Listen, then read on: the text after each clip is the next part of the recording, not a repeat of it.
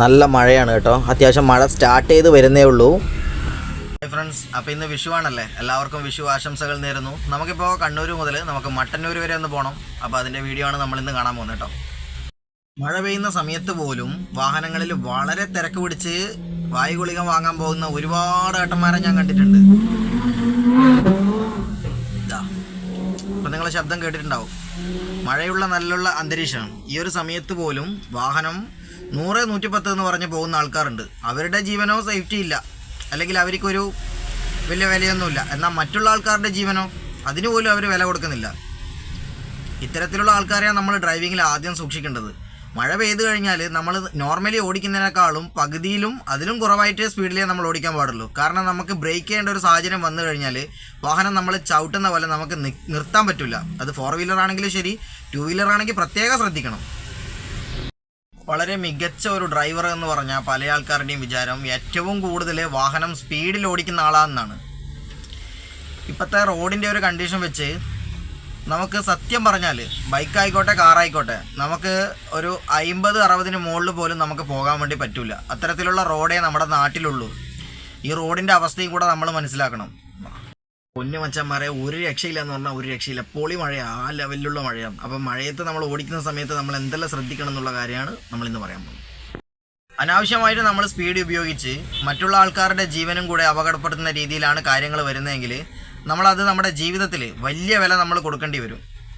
അപ്പോൾ ഡ്രൈവിങ്ങിൽ ആദ്യം നമ്മൾ വേണ്ടതെന്ന് പറഞ്ഞാൽ ഒരു ലിമിറ്റായിട്ടുള്ള സ്പീഡ്, അതും സാഹചര്യം നോക്കി. ആളൊഴിഞ്ഞ വഴിയാണെങ്കിൽ നമുക്ക്, അല്ലെങ്കിൽ റോഡെല്ലാം തിരക്കൊഴിഞ്ഞ സമയത്താണെങ്കിൽ നമുക്ക് അത്യാവശ്യം സ്പീഡ് എടുക്കുന്നതിനെ കൊണ്ട് കുഴപ്പമില്ല. പക്ഷേ ഇതുപോലുള്ള മഴ പെയ്യുന്ന സാഹചര്യങ്ങളിൽ നമ്മൾ പ്രത്യേകം ശ്രദ്ധിക്കണം. അതായത് പതിയെ നമ്മൾ പോകാൻ പാടുള്ളൂ. അതുപോലെ തന്നെ നിങ്ങൾ പലപ്പോഴും കണ്ടിട്ടുണ്ടാവും, കാറൊക്കെ നമ്മൾ ലൈറ്റ് ഇട്ടുകൊണ്ട് വരുന്നത് കാണുന്നുണ്ടാവും. പല ആൾക്കാർക്കും മറ്റൊരു കാര്യം അറിയാത്തത് ഈ AC-യുടെ മോഡാണ്. റോഡുകളിലൂടെ മത്സരപ്പാച്ചിൽ പായുന്ന പല ആൾക്കാർക്കും ഈ ഒരു സംഭവം എന്താണെന്ന് പോലും അറിയില്ല. AC ഇട്ട് പോകാം എന്നല്ലാതെ AC എങ്ങനെ ഉപയോഗിക്കണമെന്നോ അല്ലെങ്കിൽ ഏത് സാഹചര്യങ്ങളിൽ നമുക്കിത് പ്രയോജനപ്പെടുത്താമെന്നോ അറിയില്ല. ഈ കാണുന്ന സ്വിച്ച് നമ്മൾ മഴയുള്ള സമയത്ത് നമ്മൾ ഈ മോഡിലിട്ട് വെച്ചതിന് ശേഷം ഈ ഒരു പെഡൽ നമ്മൾ മുകളിലോട്ട് പൊന്തിച്ച് വെക്കണം. അങ്ങനെയാകുമ്പോൾ നമുക്ക് മിസ്റ്റ് ഒഴിവായി കിട്ടും ഒരുപാട് ഭാഗം. നമ്മുടെ ഈ ഗ്ലാസ്സിലടിക്കുന്ന മിസ്റ്റ്, അതായത് നമ്മുടെ ഈ പുറമെ കാണുന്ന ഈ ഒരു മഞ്ഞ് പാളി പോലത്തെ സംഭവം പോയി നമുക്ക് നല്ല രീതിയിലുള്ള വിസിബിലിറ്റി കിട്ടാൻ വേണ്ടിയിട്ടാണ് നമ്മൾ ഈ ഒരു സെറ്റിങ്സ് നമ്മൾ ഏലാക്കുന്നത്. അപ്പോൾ നമ്മൾ ആദ്യം ചെയ്യേണ്ടത് ഞാൻ വീണ്ടും ഒന്നും കൂടെ ഞാൻ കാണിച്ചു തരാം. ഇത് നമ്മുടെ AC-യുടെ സ്വിച്ച് ഇപ്പോൾ നമ്മൾ ഓൺ ആക്കിയിട്ടാണ് ഉള്ളത്. അപ്പോൾ ഈ ഒരു മോഡെന്ന് പറഞ്ഞാൽ നമ്മൾ ഏറ്റവും ലാസ്റ്റായി വെക്കുക, അതായത് ഗ്ലാസ്സിലോട്ട് നമ്മുടെ എയർ അടിക്കുന്ന രീതിയിൽ. അതുപോലെ തന്നെ ഈ ഒരു എയർ സർക്കുലേഷൻ്റെ മോഡ് നമ്മൾ മുകളിലോട്ടാക്കി വെക്കുക. ഇങ്ങനെ ചെയ്യുന്ന സമയത്ത് പുറത്തു നിന്നുള്ള എയർ വലിക്കുകയും അതോടൊപ്പം തന്നെ നമ്മുടെ മിസ്റ്റ് ഒഴിവായി നല്ല ക്ലീൻ ആയിട്ടുള്ള ആ ഒരു എന്താ പറയുക, നമുക്കൊരു വിസിബിലിറ്റി കിട്ടുകയും ചെയ്യും. അല്ലാത്ത പക്ഷം ഇതുപോലെ വല പിടിച്ച പോലെ ഒരു അന്തരീക്ഷമായിരിക്കും നിങ്ങൾക്ക് കിട്ടുക. നിങ്ങൾക്ക് വ്യക്തമായ രീതിയിൽ നിങ്ങൾക്ക് ഡ്രൈവിങ് ചെയ്യാനോ അല്ലെങ്കിൽ മുന്നിൽ നിന്ന് വരുന്ന വാഹനങ്ങളോ അല്ലെങ്കിൽ ചിലപ്പോൾ റോഡിൽ ഗട്ടറോ അതുപോലെ തന്നെ ചിലപ്പോൾ നടുക്ക് ബാരലൊക്കെ ഉണ്ടാവും, അതൊന്നും നിങ്ങൾക്ക് കാണാൻ പറ്റാത്ത ഒരു അന്തരീക്ഷമായിരിക്കും ഉണ്ടാവുക. അപ്പോൾ അപകടം തീർച്ചയായിട്ടും ഉണ്ടാവും. അത്തരത്തിലുള്ള അപകടം ഇല്ലാതിരിക്കാനാണ് AC-യിലുള്ള ഇത്തരത്തിലുള്ള മോഡുകൾ നമ്മൾ പ്രധാനമായും അറിഞ്ഞിരിക്കണം എന്ന് പറയുന്നത്.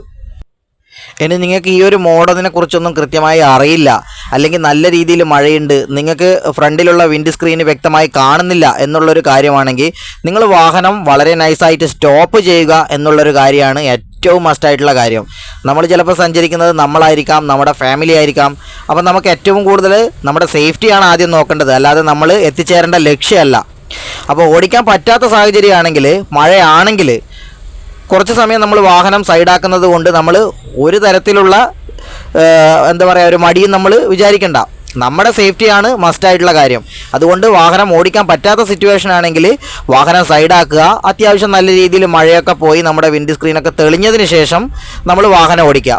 അതോടൊപ്പം ഓടിക്കുന്ന സമയം ശ്രദ്ധിക്കുക, മഴയുള്ളൊരു അന്തരീക്ഷമാണെങ്കിൽ സ്ക്രീന് വ്യക്തമായി കാണുന്നില്ലെങ്കിൽ ഞാൻ ഈ പറഞ്ഞ പോലെ നിങ്ങൾ ഈ സെറ്റിങ്സ് ഇതിൻ്റെ അകത്ത് കൃത്യമായി ചെയ്യുകയാണെങ്കിൽ നിങ്ങൾക്ക് ഏത് കാലാവസ്ഥയിലും നിങ്ങൾക്ക് വാഹനം ഓടിച്ച് പോകാൻ വേണ്ടി പറ്റും.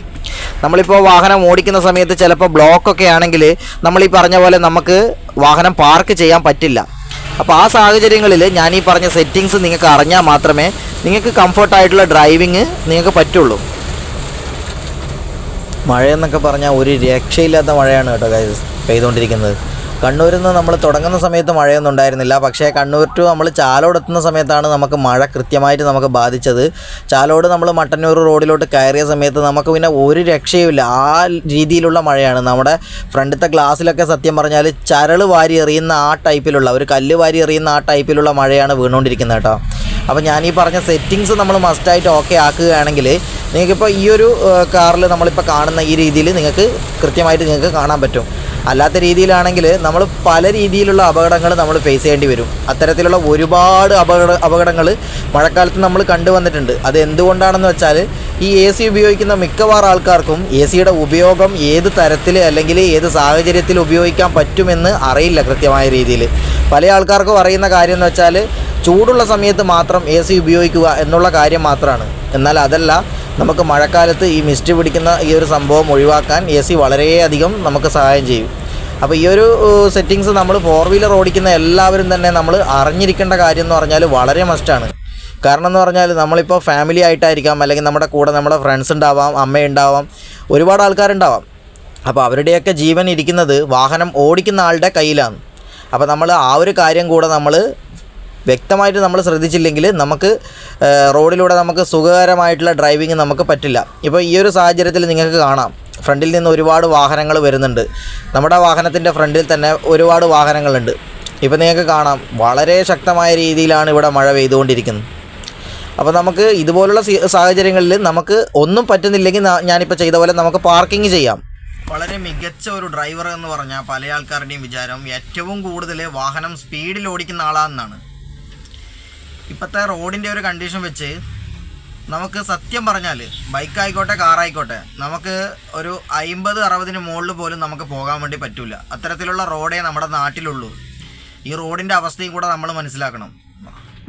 അനാവശ്യമായിട്ട് നമ്മൾ സ്പീഡ് ഉപയോഗിച്ച് മറ്റുള്ള ആൾക്കാരുടെ ജീവനും കൂടെ അപകടപ്പെടുത്തുന്ന രീതിയിലാണ് കാര്യങ്ങൾ വരുന്നതെങ്കിൽ നമ്മളത് നമ്മുടെ ജീവിതത്തിൽ വലിയ വില നമ്മൾ കൊടുക്കേണ്ടി വരും. അപ്പോൾ ഡ്രൈവിങ്ങിൽ ആദ്യം നമ്മൾ വേണ്ടതെന്ന് പറഞ്ഞാൽ ഒരു ലിമിറ്റായിട്ടുള്ള സ്പീഡ്, അതും സാഹചര്യം നോക്കി. ആളൊഴിഞ്ഞ വഴിയാണെങ്കിൽ നമുക്ക്, അല്ലെങ്കിൽ റോഡെല്ലാം തിരക്കൊഴിഞ്ഞ സമയത്താണെങ്കിൽ നമുക്ക് അത്യാവശ്യം സ്പീഡ് എടുക്കുന്നതിനെ കൊണ്ട് കുഴപ്പമില്ല. അല്ലാത്ത പക്ഷം നമ്മൾ ഈ വേഗത എന്ന് പറയുന്ന സംഭവം കുറച്ചൊന്ന് കൺട്രോൾ ചെയ്യാൻ നമ്മൾ പഠിച്ചിരിക്കണം. അല്ലെങ്കിൽ നമുക്ക് പൈസ ചിലവാക്കാൻ മാത്രമേ നമുക്ക് നേരം കാണുള്ളൂ. ഒരുപാട് പൈസ നമ്മൾ വാഹനങ്ങൾക്ക് തട്ടിക്കഴിഞ്ഞാൽ നമ്മുടെ ആൾക്കാർക്ക് അപായം ഉണ്ടെങ്കിൽ നമ്മൾ കൊടുക്കേണ്ടി വരും. അല്ലെങ്കിൽ എന്തിനാണെങ്കിലും നമ്മൾ ഒരുപാട് പൈസ നമ്മൾ ചിലവാക്കേണ്ടി വരും. അപ്പോൾ മഴക്കാലത്ത് നമ്മൾ ഡ്രൈവ് ചെയ്യുമ്പോൾ നമ്മൾ കെയർഫുള്ളായിട്ട് ഡ്രൈവ് ചെയ്യുക. നമുക്ക് പറ്റുന്ന രീതിയിൽ, അതായത് നമുക്ക് ആവശ്യമുള്ള വേഗത മാത്രം ഉപയോഗിക്കുക.